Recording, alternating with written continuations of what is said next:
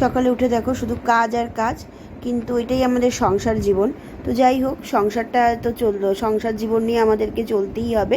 কিন্তু এই সমস্ত কাজকর্মও কিন্তু আমাদের কাছে কিছুই ম্যাটার করে না যদি আমাদের পাশে যে মানুষটা আছে তার সাহায্য পাওয়া যায়, তার ভালোবাসা পাওয়া যায়।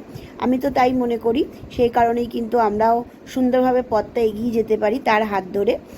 তো যাই হোক না কেন, দেখো সকালবেলা কিন্তু আমার সমস্ত কাজকর্ম থাকি। তো গাছগুলো একটু চেক করছিলাম যে জল টল আছে কি না। আর পিসলিতে দেখো প্রচুর কুড়ি এসেছে। তো এগুলোকে না আমার একটুখানি ভিতরের দিকে দিয়ে দিতে হবে। তো চলো, ওইদিকে জামা কাপড় সব কাচতে বসিয়ে দিয়েছি। আর এদিকে কালকে মাংস রান্না করেছিলাম, সেই মাংস দিয়ে রুটি আমার মেয়েকে আর হাজব্যান্ডকে দিয়ে দিলাম। আমিও খেয়ে দিয়ে নেব এবং সকালের যে সমস্ত কাজকর্ম সব কিছু করে ফেলবো, করে টোরে তারপরে আবার অন্যান্য কাজধর্ম করব। তো চলো, খেতে খেতে আমার কাজ হয়ে গেলে এবার বাসন টাসন প্রচুর রয়েছে, সেগুলো মাজবো।